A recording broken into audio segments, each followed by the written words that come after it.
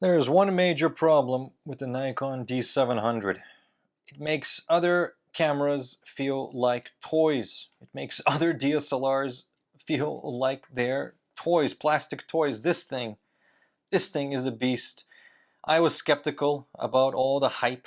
Okay, people have been talking this camera up on the forums and on YouTube, and so I decided to pick up one for myself. And let me tell you guys, the hype is very much real. Okay, this is a beast of a camera. Okay, you can tell a camera is a professional camera when the eyepiece cover is actually round, not rectangular, but round. That's a sign of a professional camera right here. It even has a dedicated button here to cover up the viewfinder, I guess to prevent light leaks during long exposures at night. I mean, it once retailed for $3,000, and these days you can buy it for under 500 bucks. That's a crazy deal for a camera that was once considered at the top of the line for pros in the field, a real photojournalist camera, a camera that did it all for weddings, for sports, for portraits. The beautiful, legendary D700 colors. Okay, the color science in this camera is something that's kind of hard to replicate. That's why it has become a favorite of photographers. And we're going to talk about the colors when we look at the sample pictures. But just overall, the very solid feeling you get from this camera, it feels like a real tank. Okay, certainly not as much of a tank as a D3, D4, but it's a proper tank of a camera, especially when you compare it to today's flimsy little mirrorless cameras. Okay, it's an absolute bargain. Yeah, the camera is from 2008, so it's a bit older. Where was it made? Where else? It was made in Japan. Okay, not like the cameras made in Thailand these days. This is a professional level camera that was made in Japan to Nikon's highest standards. So what's good about this camera? First of all, you'll notice there are no scene modes. This is a pro camera. It will not hold your hand. Instead, you have three very useful buttons: white balance, the quality of the picture, and the ISO button, which is very useful to have. Okay, if you actually want to change the mode, you do it up here with the mode and change it from aperture priority to manual to program, shutter priority, back to aperture. That's it, guys. That's it. Those are all the modes you really need. You don't need any of those scene modes. You have a dedicated button here, AF on, which I use for back button focusing. Obviously, you have two control wheels, one at the front, one at the back. Got Nikon's LCD that lights up. Button here for exposure compensation.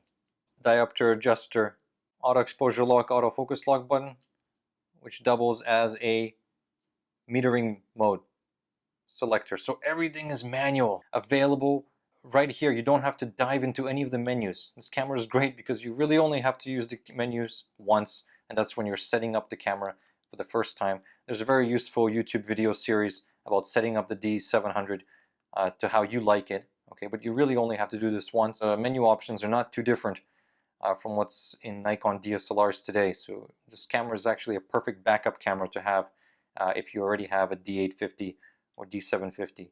But it might quickly become your favorite camera. That's the danger about using this camera. Tripod socket, the usual, takes a battery grip, okay, which actually extends its frames per second up to 8 FPS. Supremely comfortable to hold. There is no video mode. I mean, this is a real photographer's camera, guys. It takes pictures and it does so extremely well. It has a pop-up flash, very handy. Buttons down here, depth of field preview, another button down here. These guys can be customized to whatever you like. Where this camera excels, I believe, is portraiture, reportage, photojournalism, that kind of thing. I mean, the camera really can do it all. But with the 12 megapixels and the full frame sensor, the pixel pitch is very large, which is to say the individual photo sites on the sensor are quite large and very forgiving when it comes to technique. And 12 megapixels, you know, you're not going to be printing huge landscapes, especially if you're used to cropping, but for portraits, it's absolutely fine. Just like all Nikon professional DSLRs, it's got a big bright viewfinder, very long battery life, perfect for the cold. I mean, this battery will last you a week easily if you're just casually shooting the camera. Got the little wheel here that you spin to select the different shooting modes. Single, continuous low, continuous high, live view, time shooting, mirror up shooting. Okay guys, check out this combination. We've put a very cheap, very affordable lens onto the D700. I mean, for $500 total, I think you can put together this camera and an affordable AFD lens from yesteryear. This is the often forgotten, okay, underappreciated 28 to 70, 3.5 to 4.5 D lens. The quick summary of this lens is there's some distortion and there's heavy chromatic aberration, but it can all be corrected. Otherwise, it delivers perfectly good results. Great contrasty lens, good performer. Stop it down to 5.6 and it's decently sharp. Okay, but it's so small, it's so light, it's so cheap. I mean, you can pick this lens up for under $100, maybe even 70 bucks if you're lucky. Okay, it's made in Japan, just like the D700, a perfect pairing. Okay, and it's a screw drive lens, which isn't an issue for the camera. I typically use back button focusing. One of the most satisfying things about this camera is the sound it makes when it fires the shutter. I mean, this thing is like a gunshot. It's a rifle. Okay, it's not like those cheap DSLRs. This camera will announce to everyone in the room or everyone around you that yes, you are here, you're a photographer, you're not going to be hiding the fact that you're taking pictures. The sound is quite something. Here it is, guys.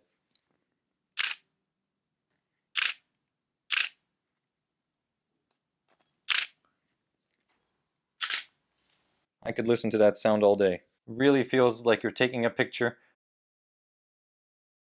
There are very few negatives, but the one that stands out the most is it is an older sensor, guys. So even though the colors are great and the low light performance is decent, it's not going to stand up to today's sensors in terms of dynamic range and low light performance. That's just, that's just the name of the game. I mean, it's a sensor from 12 years ago. It's a bit dated.